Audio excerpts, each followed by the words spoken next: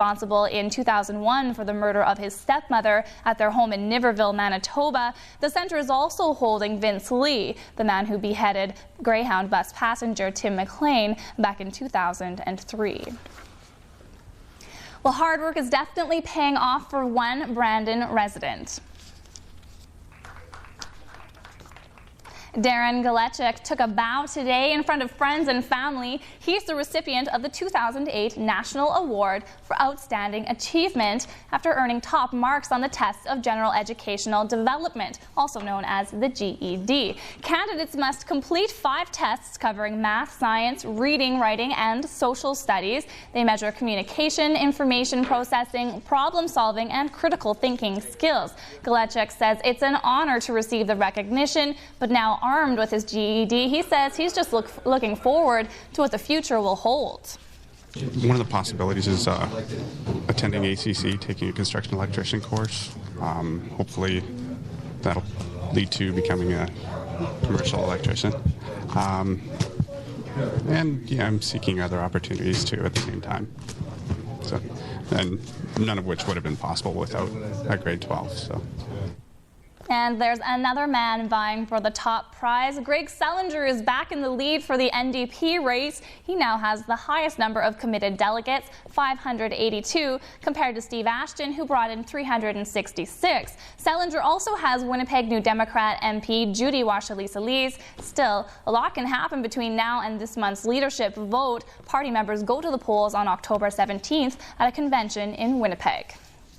Well, to Ag News now. Last month we told you about the presence of genetically modified flax in a Canadian shipment of grain. Authorities were baffled then. Canada doesn't grow genetically modified flax, and no one knew how it came to be in a Canadian shipment sent to Europe. Well, since then, flax prices have dropped dramatically, 40% over the last month.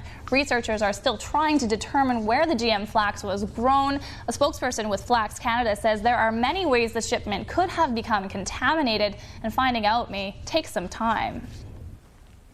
Questions around carbon credits are creating hesitancy among producers. The Manitoba Cattle Producers Association is telling producers to think hard before signing on to government environmental initiatives. President Joe Bouchard says the province ignored MCPA's input for the new Environmental Farm Action Program and the Manitoba Sustainable Agriculture Practices Program. Bouchard says producers need to know how the province plans to measure carbon credits, what value they'll be assigned, and who will own the credits once the funding has expired. MCPA is also concerned about protecting producers' privacy. Bouchard says applying for the funding may mean giving personal and operational information to unintended parties.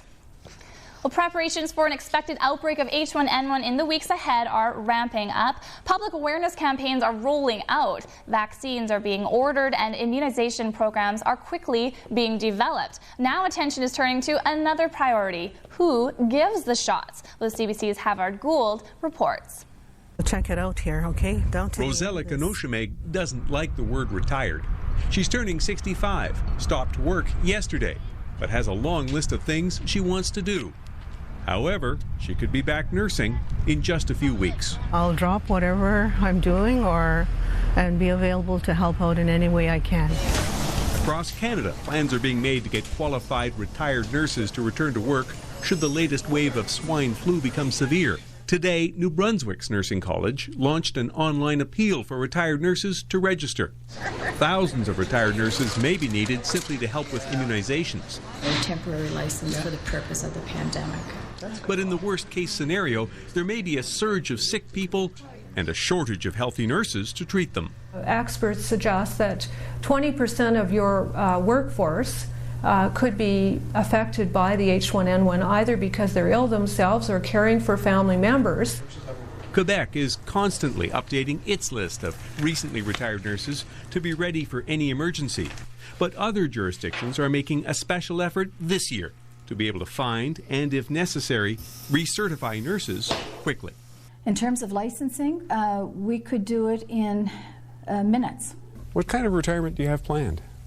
I've been looking forward to the day.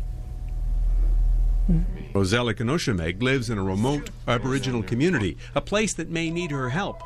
But in a crisis, she will be flexible. I'll go where I'm needed. Her hope? For everyone's sake, no crisis emerges. Extra nurses aren't needed.